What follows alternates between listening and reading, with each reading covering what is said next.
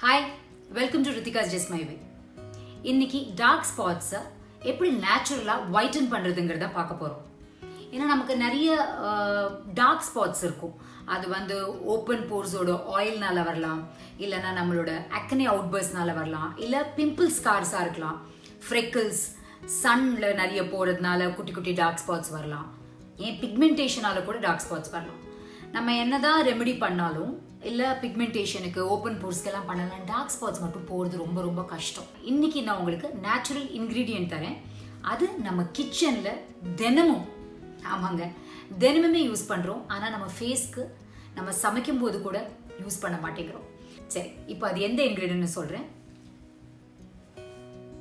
தெரியுதா? I'm just talking about tomato. சரி, இந்த டொமேட்டோவை நான் ஸ்லைஸ் பண்ணியிருக்கேன். முதல்ல இந்த டொமேட்டோ பற்றி நான் சொல்கிறேன்.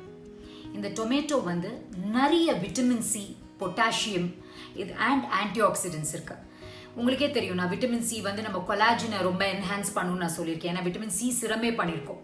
ஸோ விட்டமின் சி இருந்தால் தான் நம்மளுக்கு இருக்கிற கொலாஜனே ஒர்க் ஆகும்னு கூட உங்களுக்கு சொல்லியிருக்கேன். So it's very very important. And இந்த tomatoes enriched with vitamin C. இந்த டொமேட்டோஸில் நிறைய ஆஸ்ட்ரோஜன் ப்ராப்பர்ட்டிஸ் இருக்கு.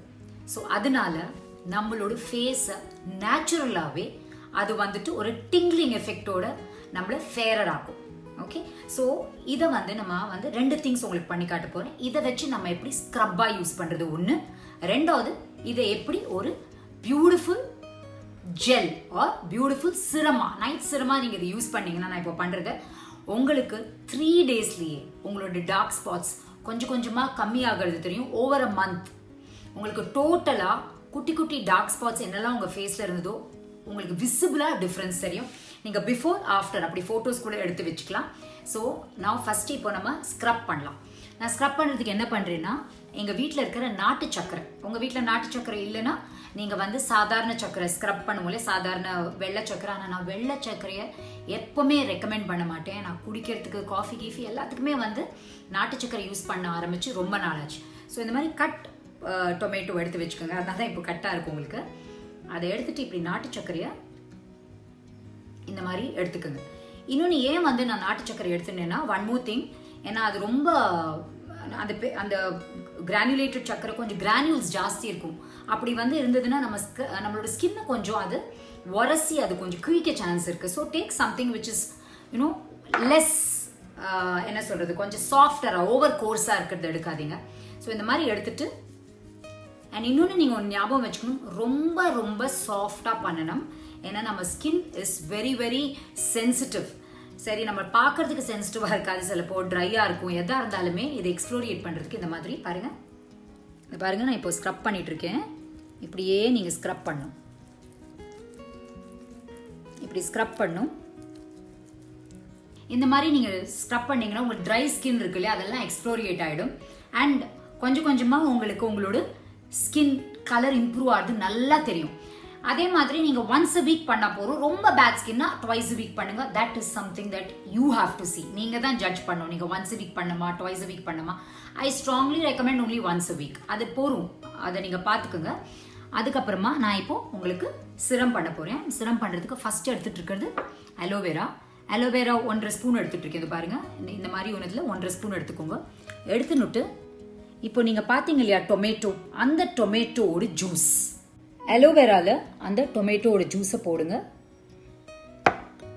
நல்லா விஸ்க் பண்ணிக்கோங்க. நீங்கள் வீட்டில் பண்ண அலோவேரா எடுத்து, பிளான்ட்டை எடுத்து அப்படியே நீங்கள் ஃப்ரெஷ்ஷாக பண்ணால் ரொம்ப ரொம்ப நல்லது. அதுக்கு நான் எப்படி பண்ணோன்னு நான் ஆல்ரெடி என்னோடல பண்ணி காமிச்சிருக்கேன். அதை கூட நீங்கள் பண்ணலாம்.